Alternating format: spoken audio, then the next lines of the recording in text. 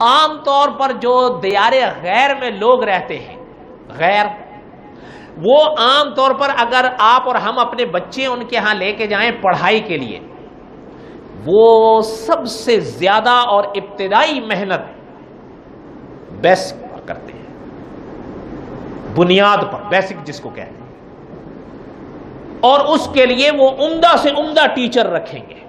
کیوں؟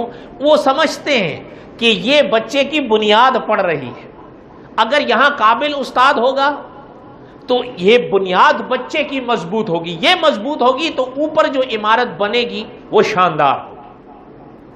ہمارے ہاں الٹ ہے، ہمارے ہاں قاعدے کے لیے وہ استاد ڈھونڈا جاتا ہے جو لے لو الا ماشاء اللہ، اس کا چاہے خود قرآن صحیح نہ ہو، بلکہ وہ وہاں تک جانے کی کیا ضرورت ہے؟ ہمارے لوگ خواتین کے پاس بھیج رہے ہیں بچے بغیر یہ جانے کہ آگے جو خاتون بیٹھی ہوئی ہے پڑھانے کے لیے وہ خود بھی قرآن جانتی ہے یا اس کا خود بھی قرآن صحیح ہے۔ کیوں؟ دیکھیں، اگر میں بچوں کو قرآن پڑھاتا ہوں، اگر میرا اپنا قرآن پاک پڑھنا صحیح نہیں ہے، میں بچوں کو کبھی صحیح نہیں پڑھا سکوں گا۔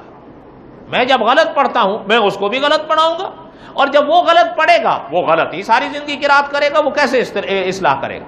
یہی وجہ ہے کہ میں اس دن بھی ایک دوست سے کہہ رہا تھا کہ کبھی کبھی ہمارے ہاں بچے کہیں اور سے آتے ہیں، میں لاکھ بھی محنت کر لوں، اگر وہ قرآن پاک کہیں اور غلط جگہ پڑھ آئے ہیں، خدا نہ کرے، اس کے بعد میں چاہے 3 سال بھی ان پہ جان کھپا دوں، ان کی اصلاح قریب ہوتی نہیں ہے۔ کیوں؟ وہ میرے سامنے بھلے صحیح پڑھ لیں، بعد میں وہ پڑھتے اسی طرح ہیں جس طرح وہ وہاں پڑھ کر آئے ہیں۔ کیوں؟ وہ قاعدہ ان کی گھٹی میں بیٹھ گیا ہے۔ اس لیے بنیاد اگر صحیح ہو تو اس کے اوپر جو دیوار قائم ہوگی وہ صحیح ہوگی۔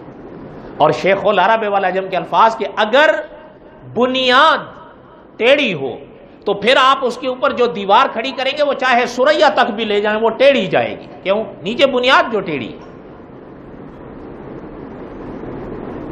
اس لیے حضرت فرماتے ہیں کہ شیخ العرب والعجم فرماتے ہیں کہ انبیاء کی تاریخ کو سمجھنا حضرت آدم کی تاریخ پر منحصر ہے۔